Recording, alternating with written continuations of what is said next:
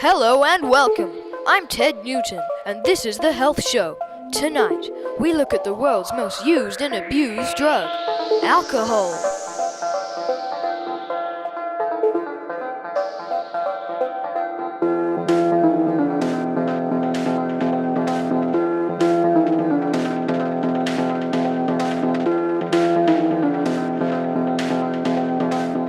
Right then, let's hand it over to our guest speakers, drug specialist Dr. Luke Penner and alcohol researcher Zach Malost. Thanks, Ted. Okay, the first subject of alcohol we are going to talk about on the show today is reasons that people drink.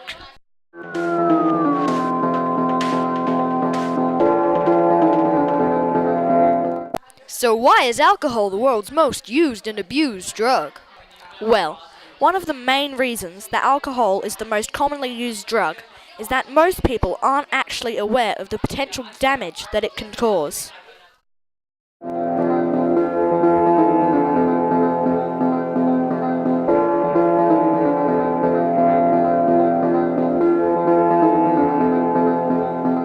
Alcohol is so hard to see as hazardous because there are so many people out there drinking every day. Advertising also has a big role to play in it. You don't see cocaine on TV. Most kids won't see anything wrong with alcohol because their parents drink it around them, and most of the time they appear to be unaffected. You're absolutely right. Most teenagers and young adults unfortunately end up learning the hard way. Legality is also a big player in this game. Most drugs that kids hear about are the illegal ones like ice or weed, but almost every country you travel to has alcohol under the legal list. And that makes kids think that only the illegal drugs are harmful, and they don't think twice about the legal ones. Plus, age limits in different countries vary quite a lot. For instance, if you go to Burundi, then you can get alcohol at any age as long as an adult is with you.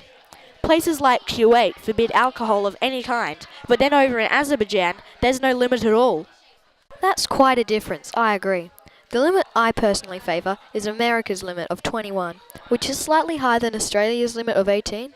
This is because it prevents anyone too young from drinking, while at the same time isn't as strict as Kuwait's no alcohol law. All opinions are going to vary, but I think that your ideal limit is quite a good one. So good, in fact, that America agrees with you.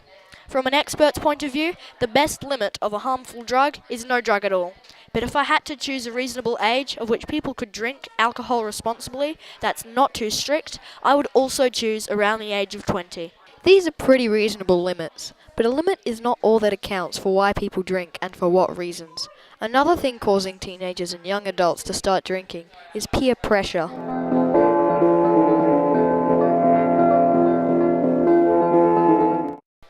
Now, peer pressure can come in many ways regarding alcohol. For instance, you go to a party with a bunch of your mates, and one guy brings in alcohol.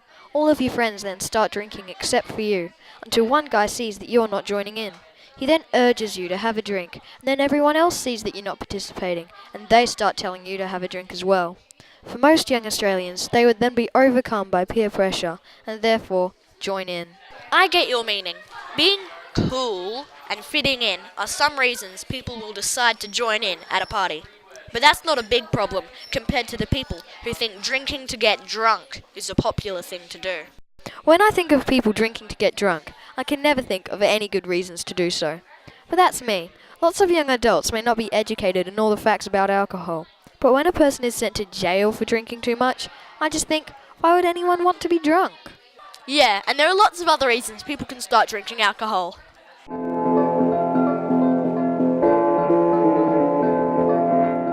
Drinking can become a dangerously natural thing to do when someone wants to just pass the time away or relax after a hard day's work. And for some people, it becomes the only way they know how to feel good, and that is a major problem. Alcohol is fine to drink if used responsibly. Lots of people also drink to celebrate occasions like Christmas. I agree, and I've had a drink or two at my friend's birthday party. But I was sure to drink early on in the evening and drive home well after the night had come. People also drink when they want to forget their worries. For instance, say you've just had a very stressful day at work and you get a phone call telling you that your wife is unable to have a baby.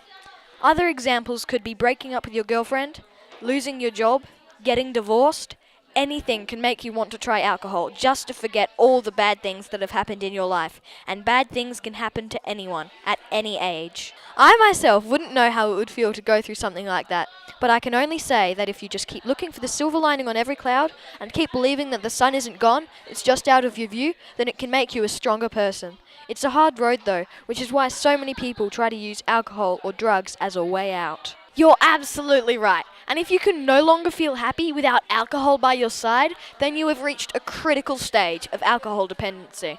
So, many people drink alcohol for many different reasons, and alcohol is okay to have if used right. If you're not aware of the dangers of alcohol, it's good to ask an adult who you know is honest and can trust. So what exactly is alcohol, and what does it do to your body when consumed?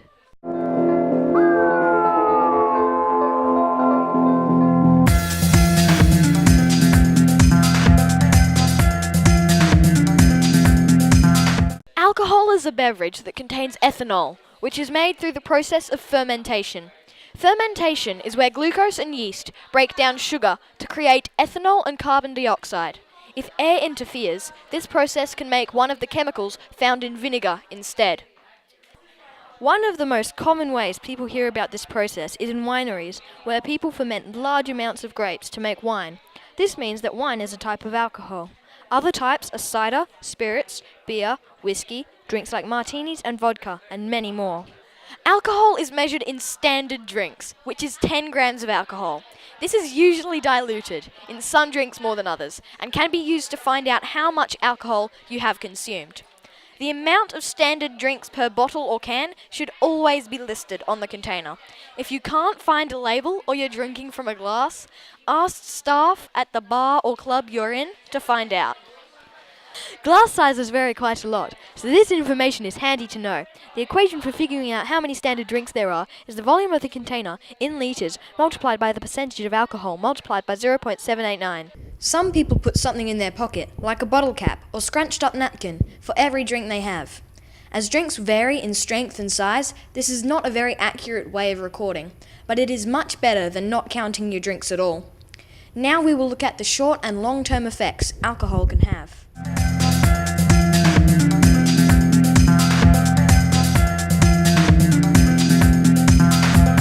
Okay, when you swallow alcohol, it travels to the stomach and the small intestine. The alcohol is then absorbed through the lining of the stomach and passes into the bloodstream.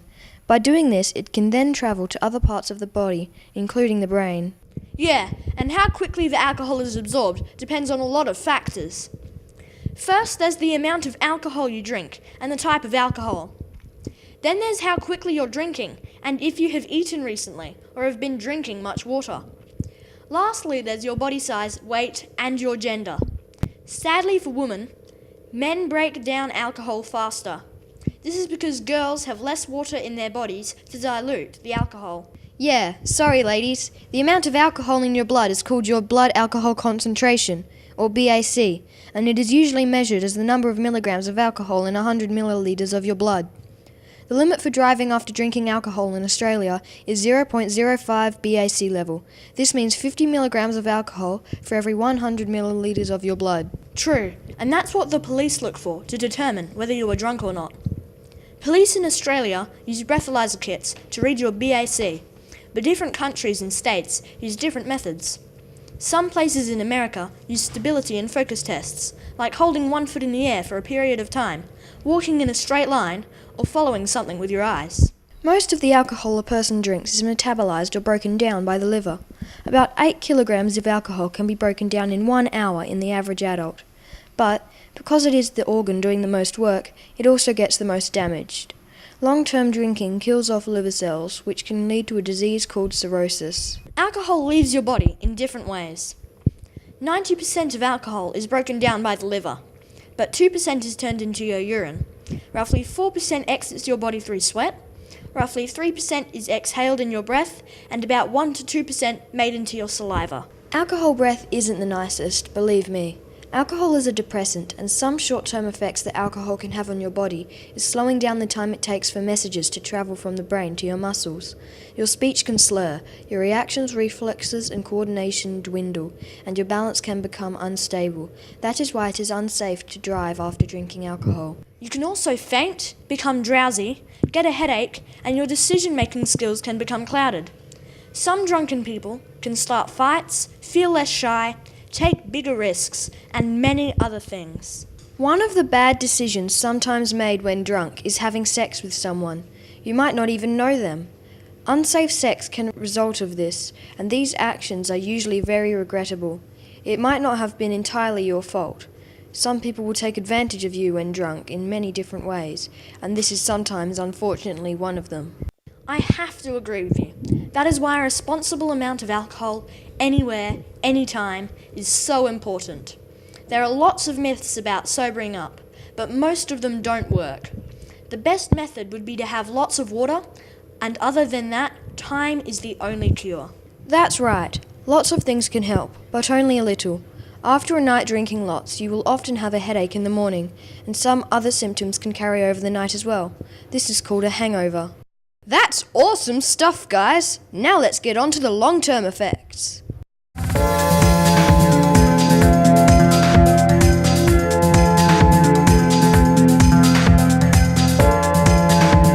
Sure thing, Ted. Okay, the first long-term effect is one we've mentioned before: cirrhosis. If you have cirrhosis, here is what can happen: fatigue and energy loss, poor appetite and weight loss, and nausea or belly pain. Yeah, but they are only the meagre effects. Here are some of the bad ones: fluid buildup, yellow colouring to the eyes and skin, redness on palms of hands, shrinking of testicles, breast swelling, abnormal bleeding, and problems thinking clearly. Wow, some of those effects are really bad, don't you think? Yeah, I really don't want cirrhosis. Two other things that cirrhosis can give you is lung cancer and kidney failure. All these things are just from one disease. Other long-term effects of drinking alcohol that affect your body are having unintentional injuries like car crashes, high blood pressure, alcohol poisoning, nerve damage, sexually transmitted diseases, permanent damage to the brain, cancer in the mouth or throat, vitamin B deficiency, and lots more. That sure is a lot of things that can go wrong with your body and stay that way, all because of drinking too much alcohol. I would have to say that my least favourite long-term effect would be an effect that you have to live with for life. Dying in a crash would be preferable than having something like mouth cancer, especially if you're really young and have a big life ahead of you. I agree with you 100%. But now we are going to look past the effects alcohol can have on just your body, and we will look at how it can affect your relationships and other things as well.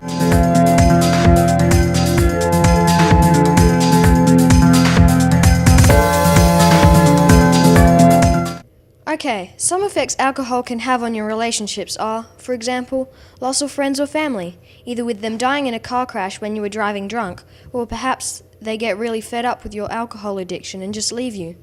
None of these things are nice, but there are plenty more things that can result from alcohol. That's right.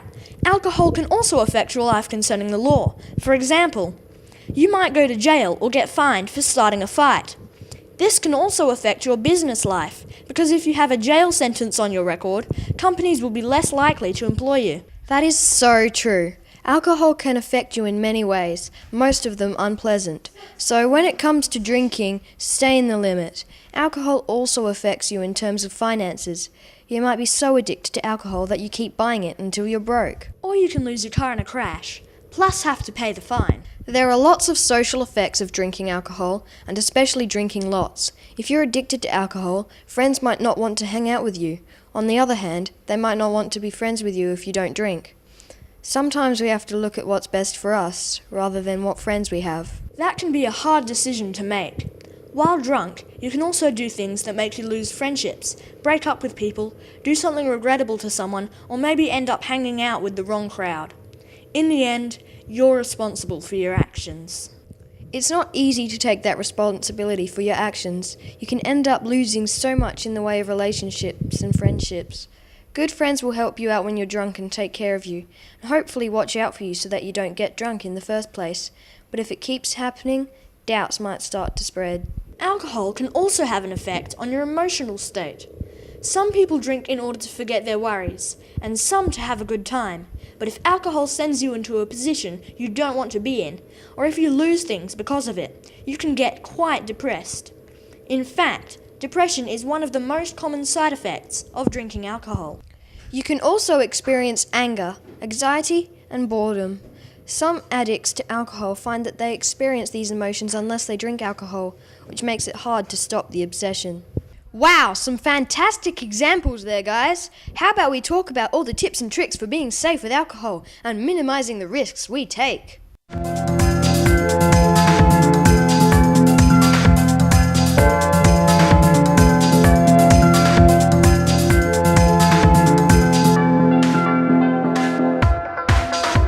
Okay, so if you want to have a drink with your mates, but you want to be safe and responsible, here are some things that you can go by. First of all, don't drink and drive. Most people would know this already, but police don't pull you over for a breath test just because it's a fun thing to do. Drinking and driving can not only affect you from your actions, but others as well. Secondly, keep count of your standard drinks. After a while, you will begin to know your limits in these kind of situations. Make sure you don't push yourself, and don't drink lots for the sake of drinking lots. Always have a plan to get home after a party, whether it's being picked up by your family or friends. Don't try and walk home. If your friend seems a bit drunk, then wait with them and make sure they get picked up and driven home safely. Don't just drink alcohol. Make sure you are drinking other drinks like fizzy or water throughout the night. Eat lots as well, as that will help to dilute the alcohol in your bloodstream. Make sure you have reliable friends who you know will be able to take care of you if you get drunk. Don't hang out with people who are going to pressure you into difficult situations. And just as they look out for you, be a good reliable friend to them as well. When you drink, don't rush yourself. Take your time and sip slowly, so that you are only having roughly 1 to 2 standard drinks per hour. This way, your liver has more time to produce the needed enzymes. Great work, guys. It looks like that's all we have time for today. So if you have any questions about alcohol and drug awareness, please try websites like www.noalcohol.wordpress.com and tune into our next episode on The Health Show.